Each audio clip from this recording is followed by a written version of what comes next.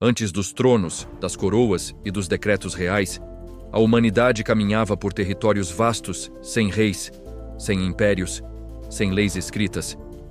Parece contraditório, mas durante dezenas de milhares de anos, nossos ancestrais viveram em sociedades onde o poder era coletivo, a liderança era funcional e a riqueza, quando existia, circulava entre todos. Nesta época, chamada de pré-história, não havia palácios. Apenas abrigos feitos de ossos de mamutes, tendas de couro e cavernas decoradas com símbolos enigmáticos.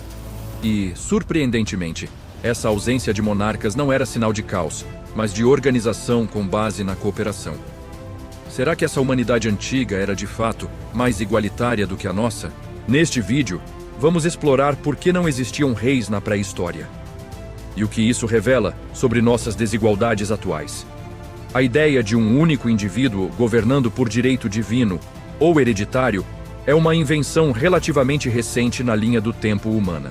Durante a maior parte da pré-história, que se estende do surgimento dos primeiros hominídeos até o advento da escrita, por volta de 3200 a.C., os grupos humanos viviam em bandos nômades ou em pequenas comunidades sedentárias.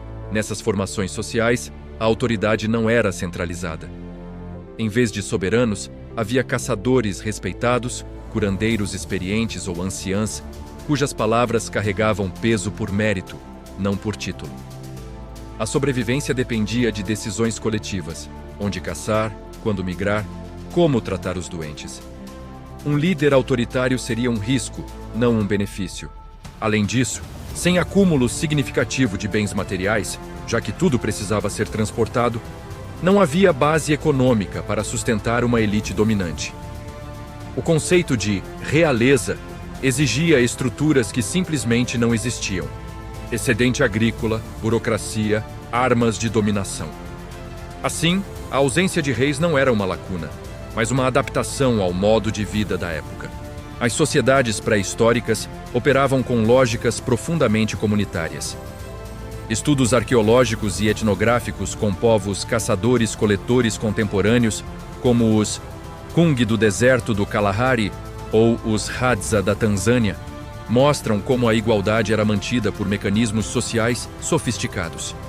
Por exemplo, se alguém tentasse se exaltar demais ou acumular recursos, o grupo o repreendia com gozações, boicotes ou até expulsão. Essa sanção social impedia o surgimento de hierarquias rígidas. Além disso, o compartilhamento era uma norma. A carne de uma caçada era distribuída entre todos, independentemente de quem a matou.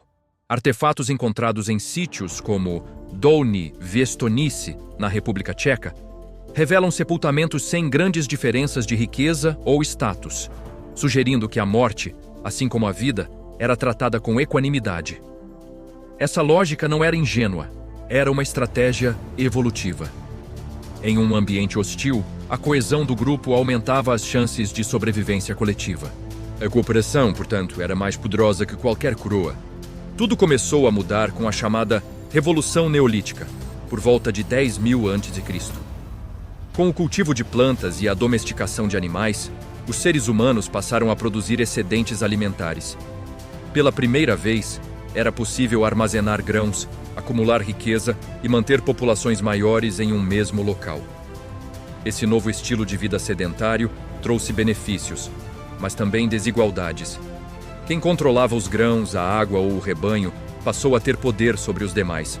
Surgiram os primeiros silos, celeiros e, com eles, os primeiros administradores, que com o tempo se tornaram governantes. Em locais como a Mesopotâmia e o Vale do Nilo, o controle de recursos essenciais levou à formação de elites sacerdotais e militares. A escrita, inicialmente usada para registrar colheitas e tributos, logo serviu para legitimar ordens e hierarquias.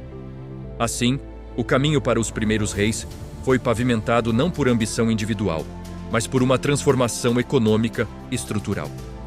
A igualdade pré-histórica não foi abandonada por escolha, foi corroída pela própria lógica da abundância. Fósseis, ferramentas e restos de habitações contam histórias silenciosas, mas eloquentes. Em sítios como Göbekli Tepe, na Turquia, datado de 9.600 a.C., Não há indícios de residências reais ou tumbas luxuosas. Em vez disso, encontramos estruturas monumentais construídas coletivamente, possivelmente para rituais comunitários. Isso sugere que a organização social era capaz de mobilizar grandes grupos sem recorrer à coerção ou ao comando vertical. Hoje, vivemos em sociedades marcadas por abismos de renda, acesso e representação.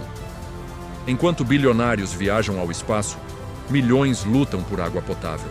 Nesse contexto, olhar para a pré-história não é cair na nostalgia simplista de um paraíso perdido, mas reconhecer que a desigualdade não é inevitável, é construída. Nossos ancestrais provaram, por dezenas de milênios, que é possível organizar a vida em comum sem submeter uns poucos ao topo e a maioria à base. Claro, não defendemos o retorno às cavernas. O avanço tecnológico trouxe conquistas inegáveis, mas talvez possamos resgatar algo essencial. A ideia de que o bem-estar coletivo deve preceder o acúmulo individual. A ausência de reis na pré-história não era falta de civilização, era uma forma diferente de entender o que significa viver juntos. E nesse sentido, talvez o passado mais distante tenha algo urgente a nos ensinar. A pré-história não foi um período de escuridão social, mas de equilíbrio humano. Sem reis, sem exércitos permanentes e sem tesouros escondidos, nossos antepassados criaram modos de vida sustentáveis, baseados na reciprocidade e no respeito mútuo.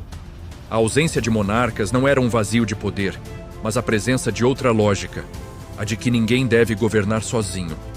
Com o surgimento da agricultura, da propriedade e das cidades, essa equação mudou, e mudou profundamente. Hoje, ao refletir sobre essas origens, não se trata de idealizar um tempo remoto, mas de questionar as estruturas que damos como naturais. A desigualdade não é destino, ela é uma escolha. E como toda escolha, pode ser refeita. A humanidade já viveu de outra forma. Talvez ainda possa aprender com ela.